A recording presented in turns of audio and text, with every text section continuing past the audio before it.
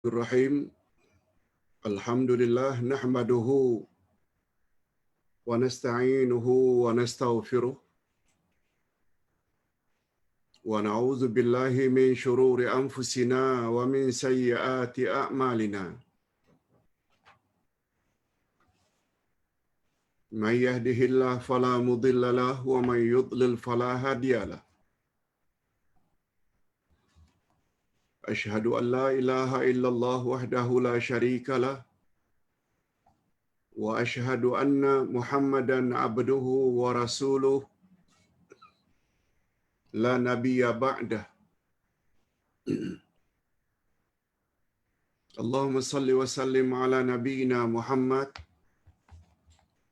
wa ala alihi wa sahbihi ajma'in, amma ba'd.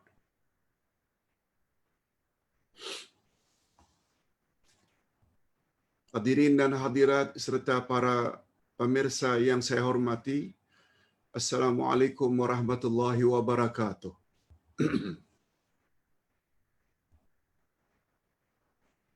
Alhamdulillah, kita bersyukur kehadirat Allah Azza wa Jalla.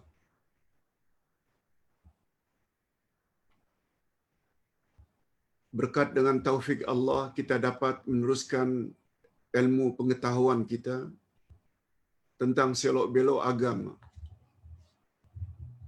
terutama yang berkaitan dengan akidah.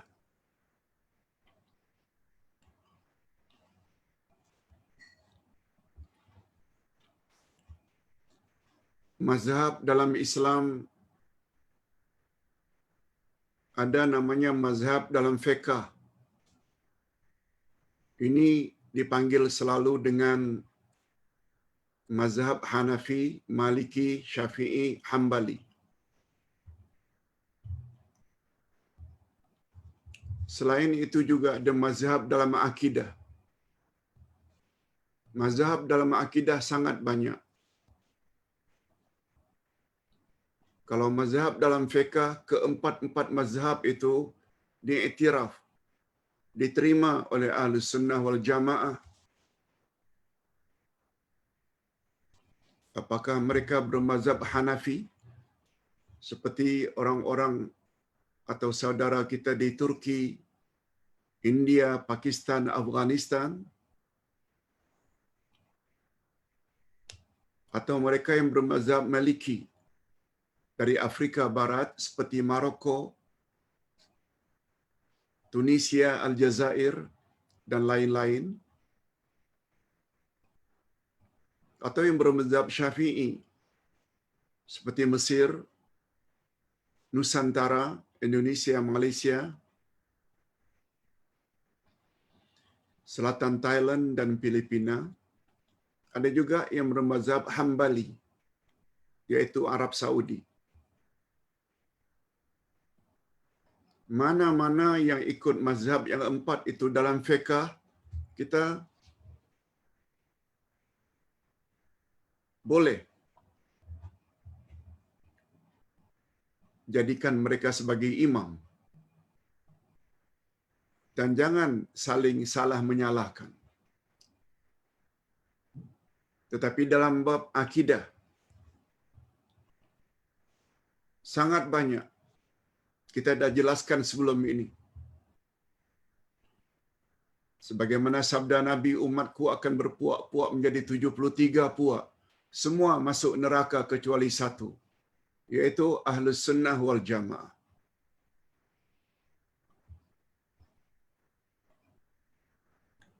Mana puak yang sesat itu, Pak Ustaz? Kita dah mula bahas, yaitu mazhab Syiah. Syiah bukan Ahlus Sunnah wal Jamaah. Puak ini tidak akan selamat, kata Nabi. Kata ulama akidah, Syiah adalah mazhab akidah. Kita telah jelaskan minggu lalu, ada 12 akidah utama Syiah. Nah, pada hari ini, dari 12 itu kita akan bahas 3 daripadanya yang pertama. Yang pertama sekali, akidah Syiah adalah akidah syirik.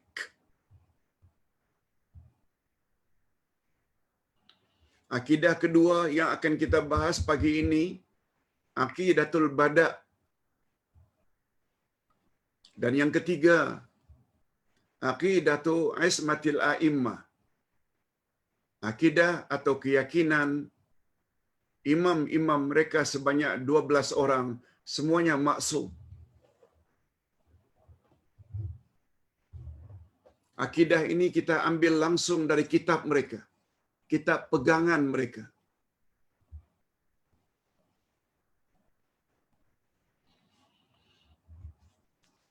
Kita sudah sebut sebelum ini,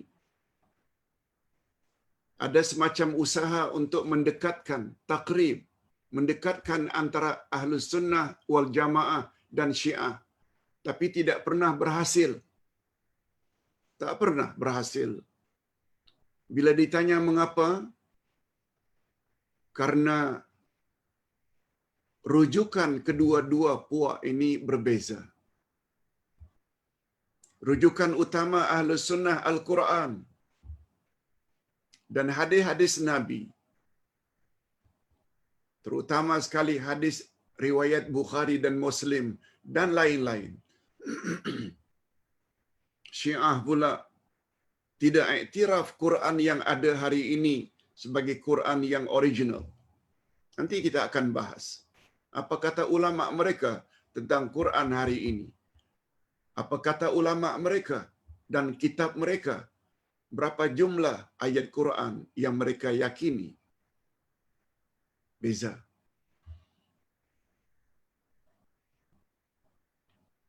Hadis Nabi, mereka tidak iktiraf Bukhari Muslim. Sebab yang mereka iktiraf adalah hadis Usulul Kafi, karangan ulama mereka Ya'qub Al-Kulaini. Nah,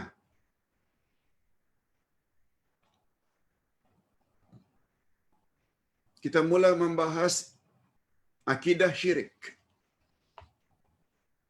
Ingat hadirin dan hadirat rahimakumullah. Pembahasan dalam buku ini tentang kebatilan dan kesesatan akidah Syiah bukan menurut kacamata Ahlus Sunnah wal Jamaah. Bukan dakwaan atau tuduhan dari Ahlus Sunnah wal Jamaah. Tetapi akidah mereka ini tertera di dalam kitab mereka. Kita bila ingin tahu akidah, ideologi, satu-satu puak, kita mesti kembali kepada kitab-kitab pegangan mereka. Nah sekarang, kitab-kitab mereka yang menyebut. Okey, kita mula dengan akidah syirik.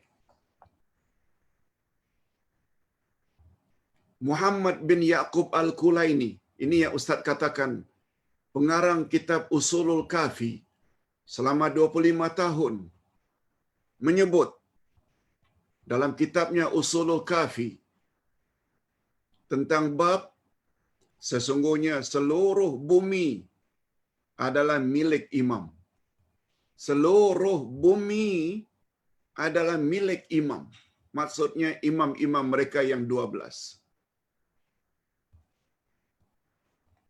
Tidak percaya, ikuti dan dengar daripada Abi Abdullah alaihi salam katanya. Ini kata Syiah. Annad dunya wal akhiratu lil imam. Yada'uha haitsu yasha' wa yadfa'uha ila man yasha' jaizun lahu minallah. Coba dengar terjemahannya. Sesungguhnya dunia dan akhirat adalah milik imam.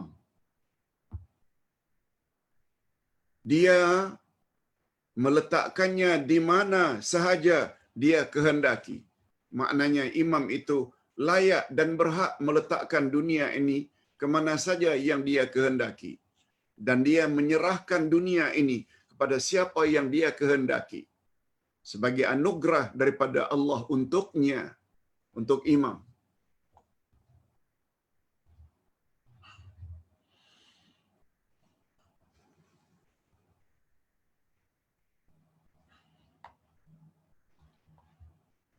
Ini yang Ustaz selalu sebut-sebut. Kita mesti banyak dengar. Dengan banyak dengar, maknanya banyak tahu. Berapa banyak dari kalangan kita, barangkali majoriti, tak pernah dengar statement ini.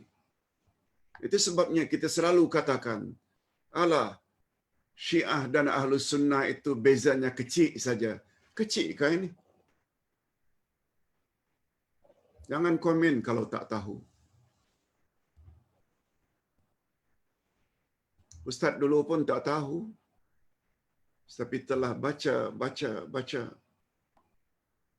Akhirnya kita tahu. Dan kita tulis untuk manfaat bersama. Pertanyaan, bagaimana pendapat kita sebagai Muslim yang insaf terhadap ungkapan di atas bahwa dunia dan akhirat ini milik imam? Menurut akidah Ahlus Sunnah wal Jamaah, sangat jelas kebatilan akidah Syiah tersebut. Sebab ia nyata-nyata bercanggah dengan firman Allah di dalam Al-Quran. Yang antara lain, Allah yang berfirman, A'udzubillahi minasyaitonir rajim. Innal arda lillahi yurithuha man yasha'u min ibadihi wal aqibatu lil muttaqin. Sesungguhnya bumi ini kepunyaan Allah. Dipusakainya, diwarisinya kepada siapa yang dia kehendaki dari hamba-hambanya. Nusantara ni untuk orang Melayu, ada benua untuk orang India, ada benua untuk orang Afrika, ada benua untuk orang Australia atau Amerika. Allah yang menetapkan. Bukan imam. Lihat betapa bercanggahnya dengan akidah Syiah. Kita tambah ayat lain lagi, An-Najmi ayat 25. Falillahil akhiratu wal ula. Maka milik Allah kehidupan akhirat dan kehidupan dunia. Cukuplah dua ayat itu.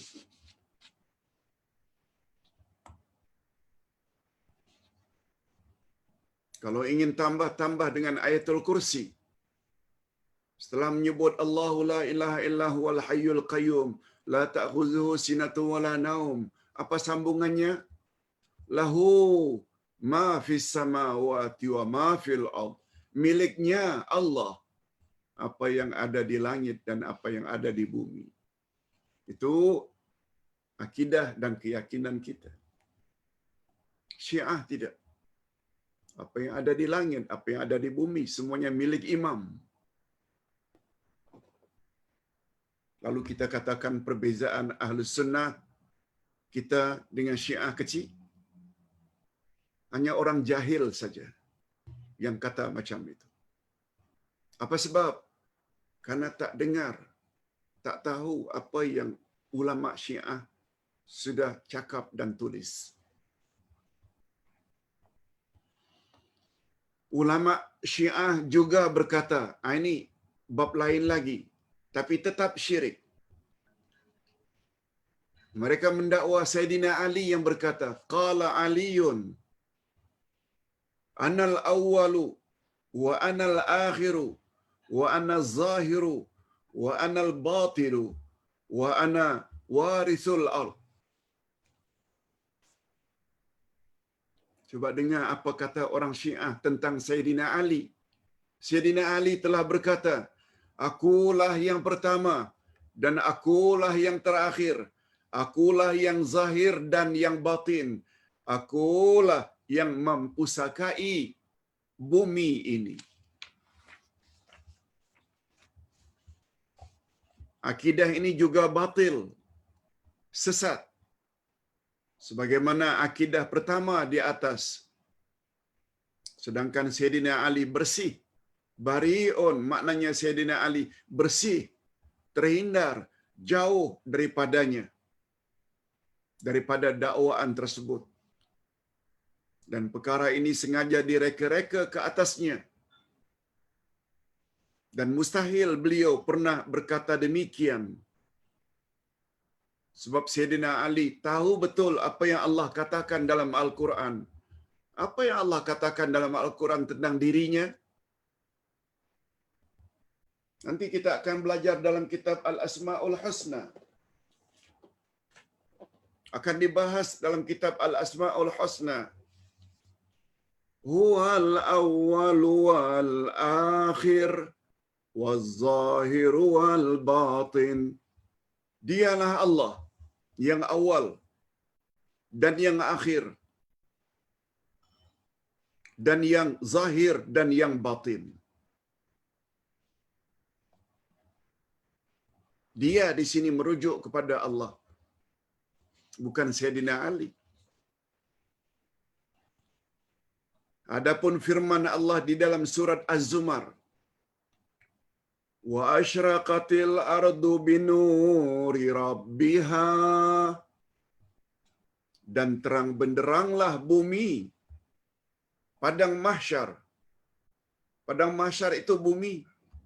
Cuma bukan bumi yang sekarang ini, tapi bumi baru. Kita dah belajar pada akidah jilid 1. Setelah kiamat terjadi,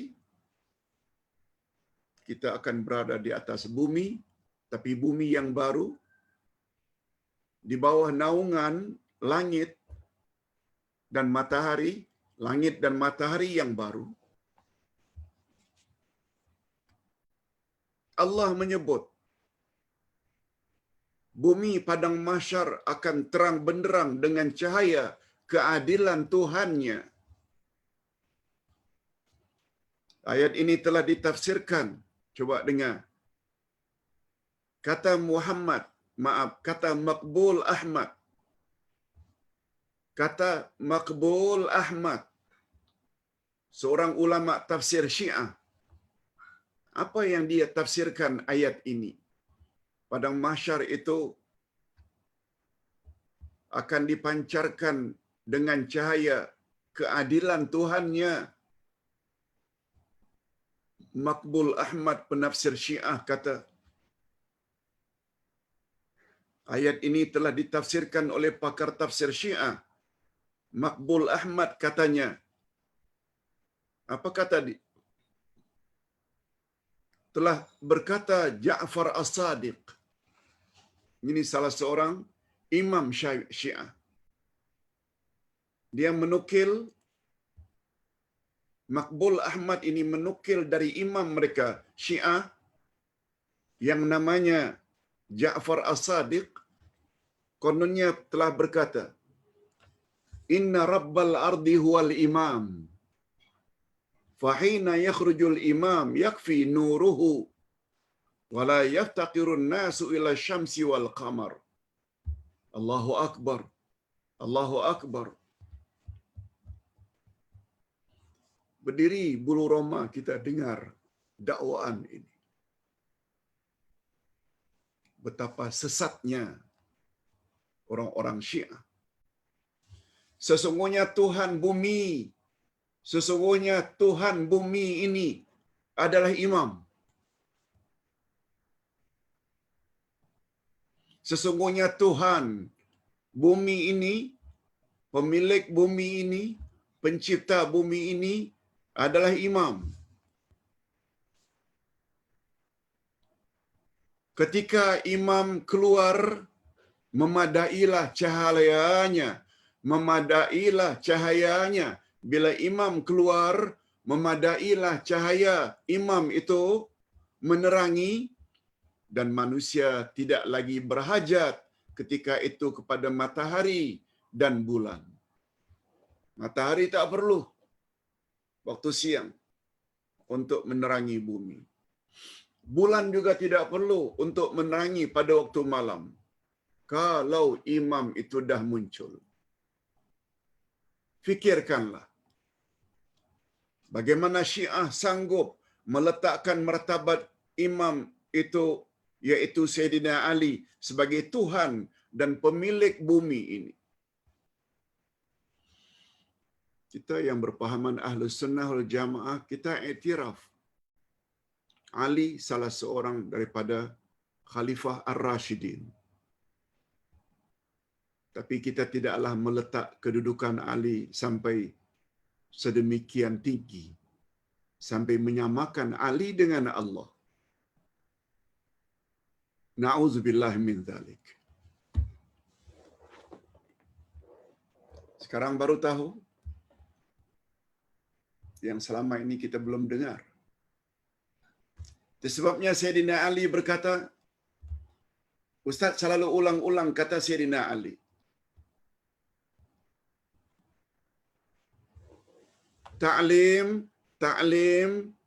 mengajar, ada dua jenis.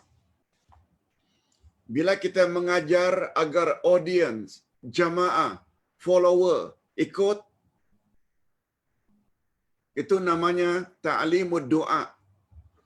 Mengajak orang salat, puasa, zakat, haji, cara salat macam ini, cara rukuk macam ini, baca Quran, banyak zikir, baca wirid setelah salat begini. Itu semua dalam kategori ta'limud doa. Karena guru mengajar agar audience, followers amalkan, ikuti. Kata Sayyidina Ali, jenis ta'lim yang kedua yaitu kita mengajar supaya audience, supaya followers, supaya para jamaah berhati-hati dan berwaspada, jauhi. Nah, ta'lim itu tu namanya ta'limul inzar. Ta'limul inzar. Ini termasuk Ustaz mengajar hari ini tentang akidah Syiah bukan untuk diikuti, bukan ta'limul doa, tetapi lebih kepada ta'limul inzar. Yes, yang itu tu memang Sayyidina Ali yang cakap. Ustaz pernah sebut sebelum ini, kita belajar buku Akidah 1 tentang rukun iman yang 6. Beserta dalil masing-masing. Nah, yang itu tu untuk kita ikuti dan pegang. Buku 2 tentang perkara-perkara yang boleh merosakkan akidah. Sihir, syirik, tamaim, ruqyah, tabarruk, tawassul, takdis, tiyarah. Itu semua kita kena jauhi. Jangan buat syirik, jangan pakai tangkal. Jangan. Nah, itu buku kedua. Buku ketiga ni juga termasuk ke dalam ta'limul inzar, sebab kita akan mendedahkan puak-puak akidah yang sesat. Pertama sekali Syiah, menyusul setelah ini Khawarij, menyusul setelah ini Mu'tazilah, Jabariyah, Qadariyah, Qadianiyah dan lain-lain. Sayyidina Ali yang cakap. Yang itu betul. Tapi mengatakan Sayyidina Ali itu pemilik bumi sangat jauh. Dan itu bercanggah dengan ayat Quran. Okey. Nah, sekarang kita berpindah kepada aqidatul bada'. Apa makna bada'?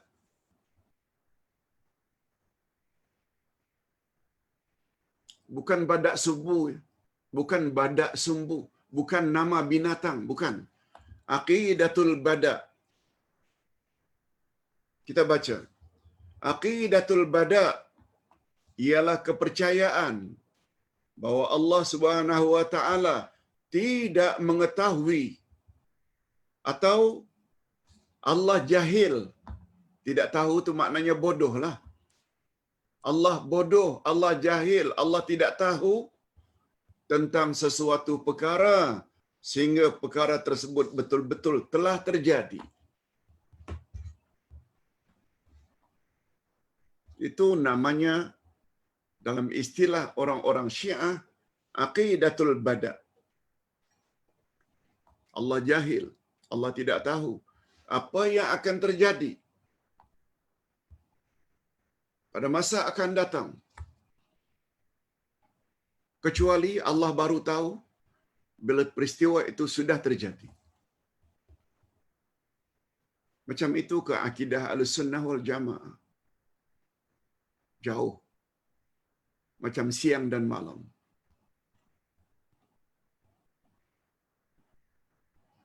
Kalau ini diletakkan kepada manusia, kalau ini diletakkan kepada Abu Bakar ke, Umar ke, Osman ke, Ali, wajar. Semuanya tak tahu tentang future. Kecuali bila dah terjadi. Sebab mereka tak tahu perkara gaib. Sekarang mereka letakkan, Allah pun tak tahu apa yang akan terjadi sehingga perkara itu benar-benar terjadi. Inikah yang kita katakan perbezaan Syiah dengan Ahlus Sunnah itu kecil saja? Nampak sangat kecetekan ilmu orang tersebut kalau mendakwa perkara seperti ini. Sekali lagi Ustaz bawa menurut Muhammad bin Yaqub Al-Kulaini. Ni pengarang kitab Usulul Kafi, kitab hadis utama pegangan Syiah. Dia berkata di dalam kitabnya Usulul Kafi, bab khas dengan tajuk Babul Bada. Ini bukan kita reka-reka. Di dalam kitab Usulul Kafi tertera Aqidatul Bada. Berikut ini akan dipaparkan beberapa riwayat, antara lain Ustaz sebut di sini 4 ketetapan yang terdapat di dalam kitab Usulul Kafi yang merupakan rujukan utama yang bagi kita umat Islam. Usulul Kafi ini lebih kurang Sahih Bukhari, Sahih Muslim, yang tak boleh dibantah kesahihannya. Nah sekarang ini menurut orang-orang Syiah, coba dengar apa kata Usulul Kafi. Daripada Zurarah bin A'yun, katanya, ma'ubidallahu bisyai'in mislul bada. Tidak ada satu pun cara ibadat kepada Allah yang boleh menyamai kepercayaan al-bada. Maknanya, Aqidatul Bada itu menjadi akidah utama yang menjadi keyakinan dan kepercayaan orang-orang Syiah bahawa Allah tidak tahu apa yang akan terjadi sehingga perkara tersebut terjadi lebih dahulu. Apa bezanya Allah dengan kita?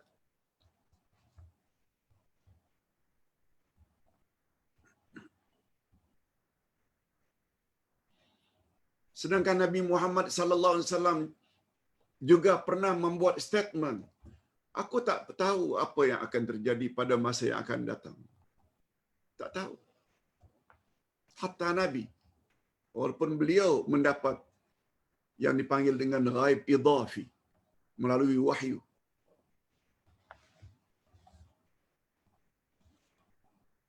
Yang kedua, daripada Marazim bin Hakim katanya, aku mendengar Abu Abdullah alaihi salam berkata, ma tanabba'a nabiyyun qat hatta yuqirra bi khamsin bil bada' wal masyi'ah was sujudi wal ubudiyyati wat ta'ah. Coba dengar baik-baik apa yang disebut oleh Muhammad Yaqub Al-Kulaini di dalam kitabnya Usulul Kafi. Tidak ada seorang nabi pun yang diutus melainkan mereka berikrar atau berjanji dengan 5 perkara. Setiap rasul mesti bawa 5 perkara, yaitu al-bada, ini akidatul bada, tentang al-masyiah, kehendak, tentang sujud, ibadat dan taat.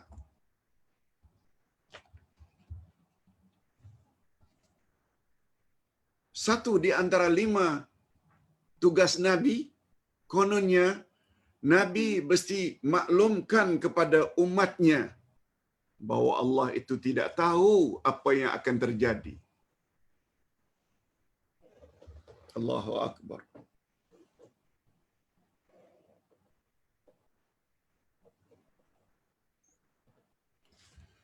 Sangat jauh dengan akidah kita.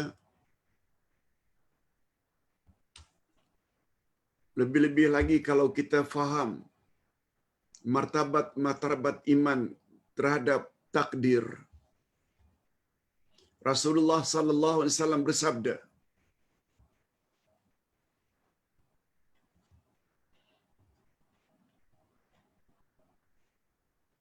Allah Subhanahu wa taala mengetahui. Ustaz ulang. Dalam akidah iman kepada takdir,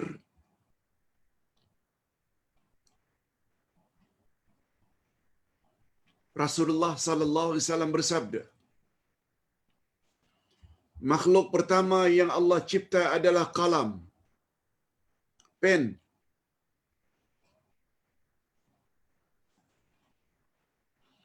Setelah kalam, pen dicipta, Allah berfirman, ya qalam uktub, tulis olehmu. Lalu kalam bertanya, madza aktub? Aku hendak tulis apa ya Allah? Lalu Allah Subhanahu wa taala yang sangat luas ilmunya, seperti lautan yang tidak ada tepian, berkata kepada kalam untuk ditulis apa yang akan terjadi pada masa yang akan datang. Apa yang akan terjadi pada masa yang akan datang. Semuanya clear bagi Allah. Lalu kalam pun tulis.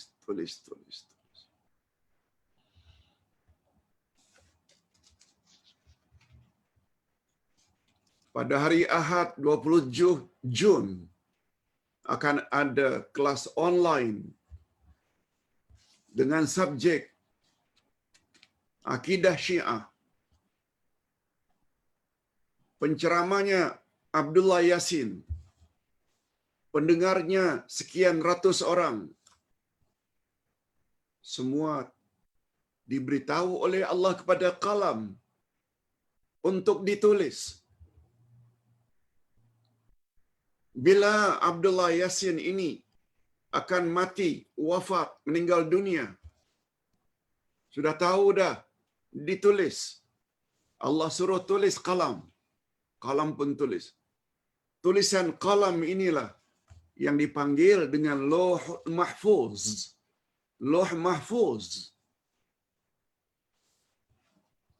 Ini yang dipanggil dengan takdir azali. Cuba dengar apa kata Nabi.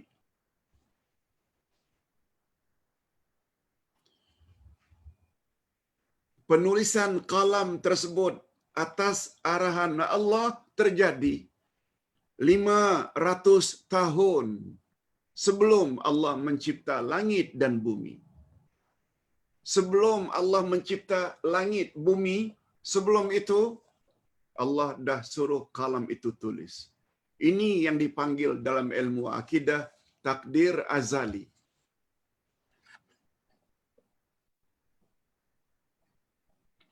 Coba dengar apa Syiah kata. Allah tak tahu apa-apa tentang sesuatu kecuali sesuatu itu telah terjadi. Nampak tak bezanya antara akidah Syiah dengan akidah Ahlus Sunnah wal Jamaah? Na'udzubillahi min dzalik. Yang ketiga, daripada Rayyan bin Asal, katanya, aku mendengar Ar-Ridha alaihi salam berkata, ini ulama Syiah lagi, Ar-Ridha ini, ma ba'athallahu nabiyan illa bitahrimil khamar wa an yuqirra bil bada. Artinya, Allah tidak mengutus seorang nabi pun, melainkan agar nabi mengharamkan arak, khamar, dan satu lagi, selain mengharamkan khamar, nabi juga akan menyuruh umatnya agar berikrar, berjanji, meyakini akan adanya badak. Betul-betul badak sumbu orang Syiah dengan keyakinan macam ini. Na'udzubillahi min zalik. Kononnya setiap nabi mesti bawa ajaran al-badak ini. Bukan hanya Nabi Muhammad, semua nabi. Yang keempat, kita tambah satu lagi. Berkata Zararah bin A'yun dan Bukair bin A'yun dan Sulaiman dan Muhammad bin Muslim, mereka adalah pemimpin dan periwayat Syiah Imamiyah. Apa kata mereka? Boleh kita lihat di dalam kitab, ada di bawahnya footnote, Mukhtasar Ahtufatul Ithna Asy'ariyah. Bukan Asy'ariyah ya. Asy'ariyah, Asy'ari lain. Ini Ithna Asy'ariyah, maknanya Ithna Asyar itu 12. 12. Ithna Asyara itu 10. Ihda Asyara 11. Ithna Asyara itu 12. Karena dalam sektor atau mazhab Syiah ada namanya sektor yang paling dominan, inilah yang menjadi mazhab utama kerajaan atau Republik Iran, yaitu Syiah Ithna Asyariyah, yakni Syiah mazhab Imam 12.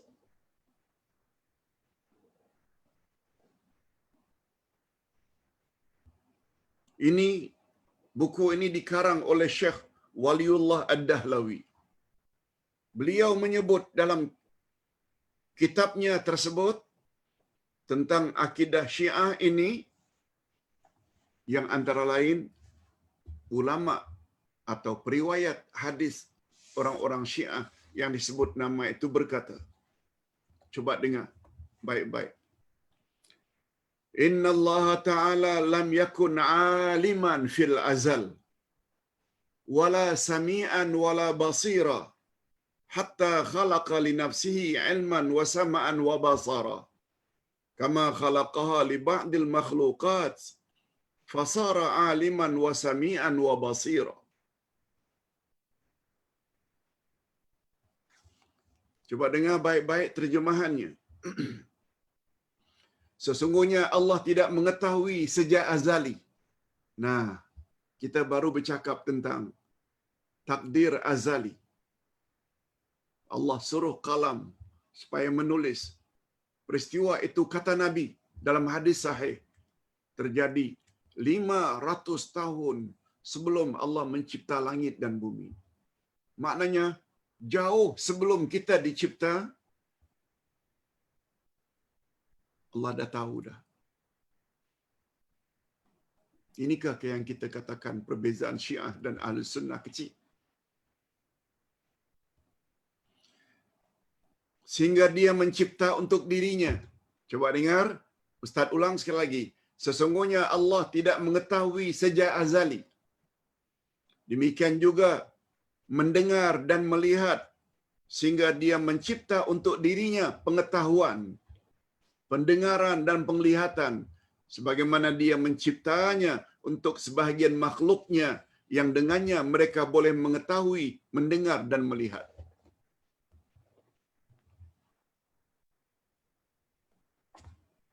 Allah mencipta untuk dirinya ilmu, pengetahuan, pendengaran, macam dia mencipta pendengaran, penglihatan dan ilmu untuk makhluk. Coba dengar firman Allah.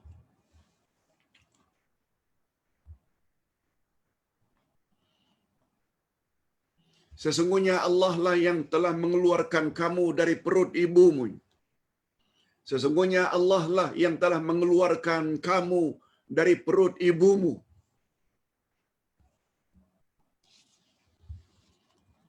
Yukhrijukum min butuni ummahatikum. Sesungguhnya Allah lah yang telah mengeluarkan kamu dari perut ibumu. Bukan bidan. Bidan itu penyebab saja. Berdasarkan ayat itu, yukhrijukum min butunikum min butuni ummahatikum. Allah lah yang telah mengeluarkanmu dari perut ibu kamu.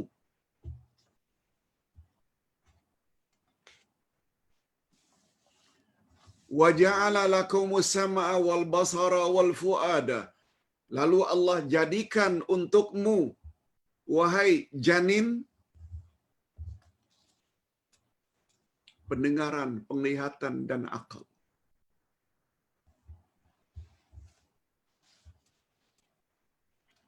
La'allakum tashkurun. Supaya kamu bersyukur. Yes. Itu ayat Quran yang menyebut tentang kita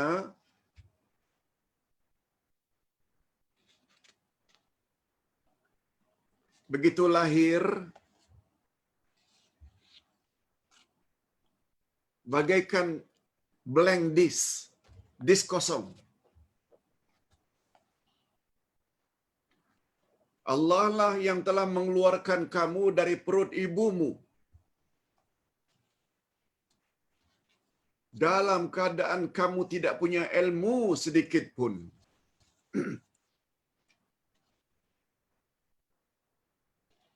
Dalam keadaan kamu tidak mempunyai ilmu sedikit pun.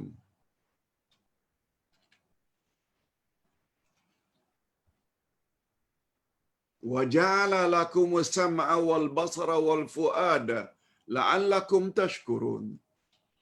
Lalu setelah kamu lahir, Allah beri kamu pendengaran, penglihatan dan akal supaya kamu bersyukur.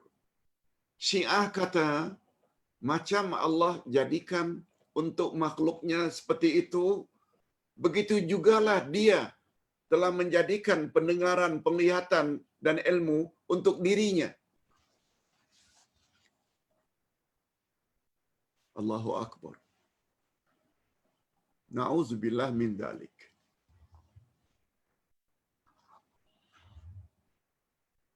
Akidah al-bada' di atas sangat bercanggah dengan keyakinan Ahlus Sunnah wal Jamaah. Yes. Karena di dalam Al-Quran sungguh banyak ayat-ayat yang menyatakan bahawa ilmu Allah ilmu Allah mencakupi segala-galanya. Antara lain firman Allah dalam surat At-Talaq ayat 12. Wa anna Allah qad ahata bi kulli syai'in ilma. Apa Quran cakap tentang Allah? Dan sesungguhnya Allah ilmunya benar-benar meliputi segala sesuatu. Allah juga telah sebut tentang perkara ini di dalam ayatul kursi. Wala yuhituna bi syai'in min ilmihi illa bima syaa. Tidak ada seorang pun yang dapat mengetahui ilmu Allah kecuali apa yang Allah kehendaki.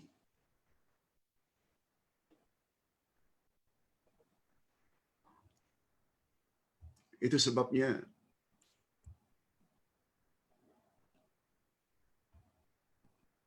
kita disuruh oleh Islam supaya banyak membaca.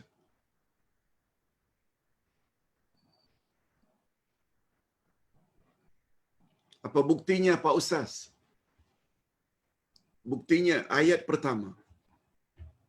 Ingat selalu. Ayat pertama yang Allah turunkan kepada Nabi Muhammad sallallahu alaihi wasallam, yang sejak itu beliau diangkat secara resmi menjadi Rasulullah. Ayat apa? 5 ayat pertama surat Al-Alaq. Iqra bismi rabbikal ladzi khalaq. Iqra. Bacalah. Rupanya Islam satu agama yang sangat mementingkan pembacaan. Buktinya, ayat pertama dari sekian ribu ayat itu, Iqra dahulu. Baca. Walaupun dalam realiti, umat Islamlah yang paling malas membaca. Yang paling kurang membaca. Kalau baca pun surat khabar. Kalau baca pun WhatsApp. Dan kata ulama tafsir, kitab yang perlu dibaca ni ada dua.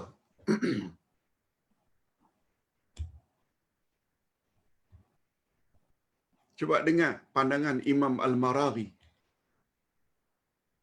Kalau tak salah, Ustaz ada sebut perkara ini ketika menafsirkan surat Iqra atau surat Al-Alaq. Kata Imam Al-Maraghi, ada dua kitab yang kita mesti baca dalam hidup.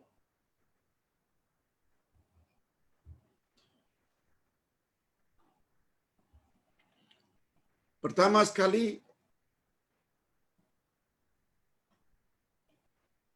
kitab munazzal. Kitab munazzal maknanya kitab yang diturunkan oleh Allah. Bila kitab yang diturunkan oleh Allah, maksudnya bagi kita umat akhir zaman, Quran dan sunnah Nabi. Bagi umat Musa, Taurat. Bagi umat Isa, Injil. Bagi umat Muhammad, Quran dan sunnah. Mengapa ada tambahan sunnah, Pak Ustaz? Coba dengar hadis Nabi. Unzila alayyal Quran wa misluhu ma'ah. Telah diturunkan kepadaku Al-Quran dan yang semisal dengannya. Yang semisal dengannya sunnah Nabi. Iaitu penjelasan tentang Al-Quran, iaitu sunnah Nabi. Ustaz ulang sekali lagi, sabda Nabi. Telah diturunkan kepadaku Al-Quran dan yang semisal dengannya. Sebabnya orang yang hanya berpandukan Al-Quran, tolak hadis, takkan sempurna ibadatnya kepada Allah. Quran hanya menyebut aqimus salah. Bagaimana cara melaksanakan ibadat salat, itu kita dapati di dalam hadis. Bagaimana memulai salat, bagaimana rukuk, bagaimana i'tidal, tak ada dalam Quran. Okey. Itu kitab yang pertama. Kitab yang kedua namanya kitab makhluk. Kitab makhluk. Kitab pertama kitab munazzal, nuzul yang diturunkan, iaitu Quran dan Sunnah. Yang kedua kitab makhluk. Kitab makhluk maknanya kitab tentang makhluk. Segala penyelidikan yang berkaitan dengan luar angkasa, tentang binatang, tentang tumbuh-tumbuhan, dengan makna lain, kita disuruh mengkaji, menyelidiki, research. Durian ini, bila dikawinkan dengan durian jenis ini, akan muncul kemudian yang bernama durian musangking. D24. Ini. Binatang ini bila dikawinkan binatang ini akan menjadi selembu, akan jadi ini. Itu semua dipanggil dengan kitab makhluk. Jadi kepada para profesor, doktor yang banyak mengkaji tentang kitab-kitab makhluk, awak belum sempurna lagi kalau awak tidak baca kitab munazzal yang diturunkan oleh Allah. Para ulama, awak baca kitab munazzal, Quran Sunnah. Awak juga perlu baca kitab-kitab ilmu lainnya yang berkaitan tentang sains, teknologi. Baru sempurna. Yes.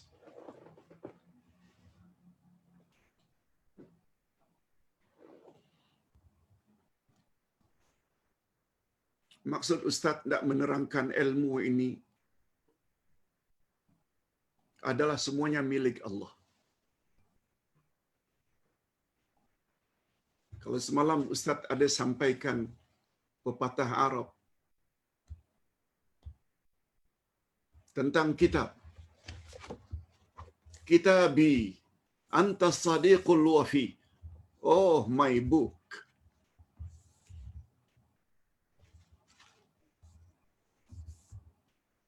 Engkau adalah temanku yang sangat setia.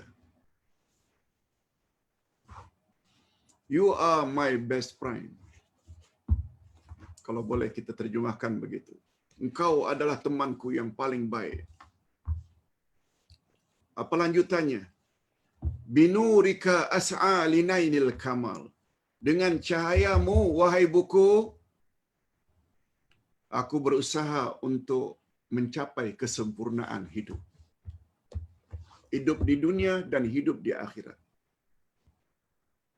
Sebab Nabi bersabda, walaupun hadis ini dipertikaikan kesahihannya, tapi maknanya betul.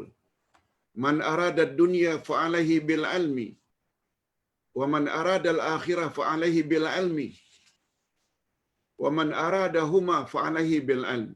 Siapa ingin berjaya di dunia hendaklah dengan ilmu, siapa ingin berjaya di akhirat hendaklah dengan ilmu.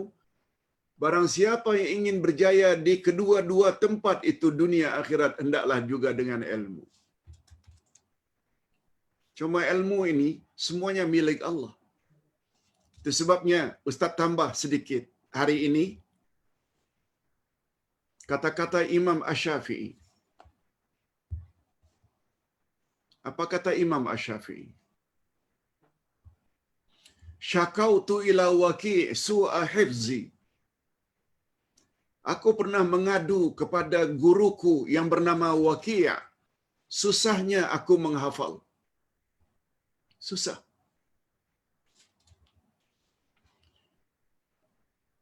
Fa'arsyadani antarkil ma'asi. Lalu guruku Waki' mengajarku supaya aku meninggalkan maksiat, supaya aku meninggalkan dosa. Coba perhatikan. Imam Asy-Syafi'i yang dah hafal Quran umur 10 tahun. Hafal kitab Al-Muwatta, kitab hadis susunan Imam Malik umur 12 tahun. Masih lagi mengadu kepada gurunya, susah menghafal. Gurunya yang bernama Waki'. Gurunya bernama Waki' menasihati Syafi'i antarkil ma'asi, supaya meninggalkan maksiat. Lalu gurunya bercakap, li'annal ilma nur, karena ilmu itu cahaya. Wa nurullah la yuhda li'asi. Dan cahaya Allah, Allah tidak akan beri kepada orang yang banyak buat maksiat dan dosa. Itu sebabnya nasihatkan pada anak-anak kita. Kalau ingin belajar, mudah, cepat hafal, cepat faham, jangan buat maksiat. Ustaz ulang sekali lagi, pada suatu hari Syafi'i berkata, aku pernah mengadu kepada guruku yang bernama Waki' tentang susahnya aku menghafal. Lalu guruku menasihatkan aku supaya aku meninggalkan dosa dan maksiat.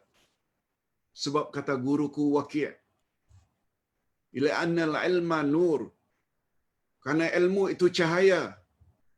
Wa nurullah la yuhda li'asi, dan cahaya Allah, Allah tidak akan bagi kepada orang yang banyak buat maksiat. Allahu Akbar. Allahu Akbar. Macam itu kita sepatutnya. Kalau rasa banyak buat maksiat, segera tobat. Insya-Allah mudah kita memahami kehendak Allah dan kehendak Rasul. Okey, kita ada masa lebih kurang 5 minit.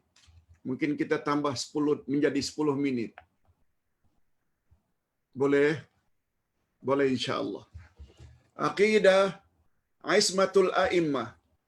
Yang ketiga, yaitu akidah bahawa imam-imam Syiah semuanya maksum.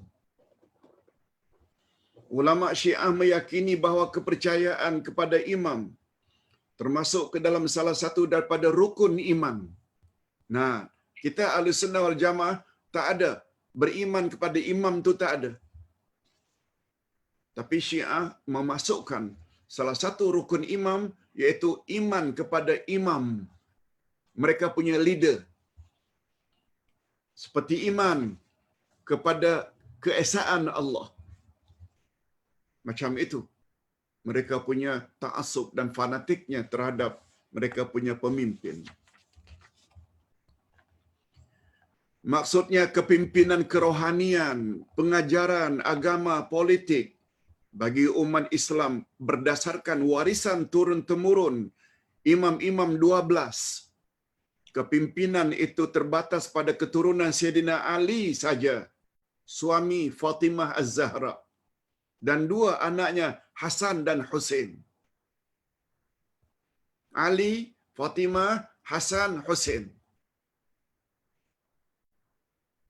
Itu sebabnya mengapa tarikat Muhammadiyah Arqam dikatakan sesat. Sebab mereka dalam syahadat menyebut-nyebut asyhadu an la ilaha illallah, asyhadu anna Muhammad Rasulullah. Kemudian ditambah pula Ali, Fatimah, Hasan dan Husain. Ada unsur-unsur Syiah di situ. Kepimpinan itu terbatas pada keturunan Sayyidina Ali, suami Fatimah Az-Zahra, dan 2 anaknya Hasan dan Husain. Hasan dan Husain ini, khasnya Husain, bukan semuanya pula yang menjadi imam. Coba dengar baik-baik. Kemudian disusuli pula oleh sebahagian keturunan keluarga Husain. Keluarga Husain yang macam mana? Keluarga Husain yang terbatas kawin dengan Syahbanu. Syahbanu ini putri Raja Parsi Yazdajir yang telah berjaya menumpaskan tentera Islam pada zaman Khalifah Umar ibn Khattab. Coba, nampak tak? Bukan keturunan Husain bersama istrinya orang Arab. Bukan. Tapi Husain yang kahwin dengan Yazdajir. Syahbanu. Syahbanu ini anak atau putri daripada Yazdajir, iaitu pimpinan Parsi yang pernah mengalahkan tentera Sayyidina Umar ibn Khattab radhiyallahu anhu. Di dalam Perlembagaan Republik Islam Iran termaktub bahawa agama resmi bagi Republik Islam Iran adalah Islam menurut mazhab Ja'fari al-Ithna Asyari. Ini dia, Imam 12. Itu menjadi dustur. Termaktub dalam perlembagaan. Sebagaimana di dalam perlembagaan kita di Malaysia bermazhab Ahlus Sunnah wal Jamaah, Iran pula iaitu Syiah Imam 12. Dan ketetapan ini tidak boleh diubah oleh untuk selama-lamanya. Ini tertera di dalam Ad-Dustur. Tertera footnote-nya di bawah. Lanjutan daripada keyakinan inilah, maka muncullah akidah Ismatul A'immah. Faham kita makna akidah Ismatul A'immah? Mendakwa semua imam yang 12 maksum, tak pernah buat salah, tak pernah keliru. Muhammad bin Yaqub Al-Kulaini berkata, ilmu para imam adalah maksum, terpelihara dari dosa dan tersalah, dan mereka bersekutu dengan Allah dalam perkara-perkara ghaib. Coba lihat, kita bila ada yang mendakwa mengetahui perkara ghaib atau percaya ramalan bomo, boleh bawa syirik. Sebab itu bermakna kita telah menyengutukan Allah dalam bab sifat. Syirik besar, syirkus sifat. Kecuali kita mengetahui atau mendakwa atau mengatakan Nabi Muhammad mengetahui beberapa perkara ghaib, itu boleh. Itu namanya ghaib idhafi. Sebab Nabi Muhammad mendapat wahyu daripada Allah. Tetapi selain Nabi, tak boleh. Termasuk pengetahuan atau ilmu mereka tentang bila mereka akan wafat. Maaf. Masya Allah. Bila mereka akan mati, mereka pun tahu bila mereka akan mati. Ini sangat bercanggah dengan ayat terakhir dari surat Luqman. Tak ada seorang pun yang mengetahui di mana dia akan mati atau bila dia akan mati. Dan mereka juga meyakini bahawa beriman kepada para imam secara membuta tuli adalah menjadi suatu kemestian. Percaya dengan cakap iman secara membuta tuli, taklid buta, tak perlu tanya apa dalilnya, imam cakap mesti saja diimani dan diyakini. Minta maaf kalau Ustaz katakan, setengah ahlu sunnah wal jamaah juga memiliki sifat seperti ini. Bila saja yang cakap itu kiai ke, habib ke, mesti percaya. Sebenarnya ada sifat syiah di situ. Sebenarnya ada sifat syiah di situ. Sedangkan imam kita, Imam Asy-Syafi'i kata, bila hadis itu hadis sahih, itulah mazhab aku. Bila pendapat aku bercanggah dengan hadis yang sahih, campak ke tembok pendapatku, ambil hadis yang sahih. Statement itu memberi isyarat. Imam Syafi'i pun yang setinggi itu ilmunya tak pernah declare beliau itu maksum. Ayatullah Humaini berkata, adalah menjadi suatu kemestian di dalam keyakinan mazhab kami Syiah bahawa imam-imam kami memiliki maqam kedudukan yang tinggi, tidak mungkin dicapai oleh kedudukan oleh malaikat yang hampir dengan Allah atau nabi-nabi yang diutus oleh Allah. Allahu Akbar. Ustaz sampai hafal kata-kata Khumaini ini untuk dijadikan hujjah. Yang dalam bahasa Arabnya apa? Dalam kitab Al-Hukumah Al-Islamiyah oleh Imam Khumaini, apa dia cakap? Inna min daruriyati madhhabina anna li'a'immatina maqaman lam yablughu malakun muqarrab wala nabiyyun mursal. Adalah menjadi keyakinan kami orang-orang Syiah bahawa imam-imam kami telah mencapai suatu derjat yang derjat itu tidak boleh dicapai oleh para malaikat ataupun nabi-nabi yang diutus oleh Tuhan. Apa maknanya ini? Bukankah mereka telah meletakkan imam-imam mereka yang 12 itu mengatasi para nabi, mengatasi malaikat? Inikah yang dikatakan perbezaan Syiah dengan Ahlus Sunnah kecil? Hanya orang jahil saja yang mendakwa demikian.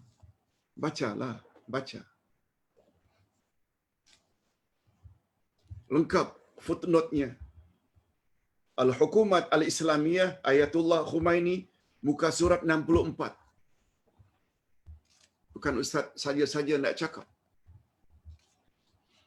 Keyakinan Syiah di atas sangat bercanggah dengan prinsip akidah Ahlussunnah wal Jamaah yang meyakini bahawa sifat ismah terpelihara hanya kepunyaan Allah secara mutlak, sedangkan para rasulnya menurut Ahlussunnah wal Jamaah hanyalah memiliki sifat ismah dalam bidang pelaksanaan tugas kerasulannya dengan amanah.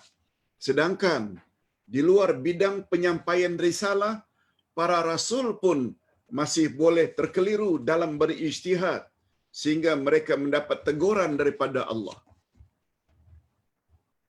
Rasul pun kita tak katakan beliau maksum dalam semua hal. Dalam perkara-perkara ijtihad, mereka boleh, para rasul, tersalah sehingga mendapat teguran daripada Allah.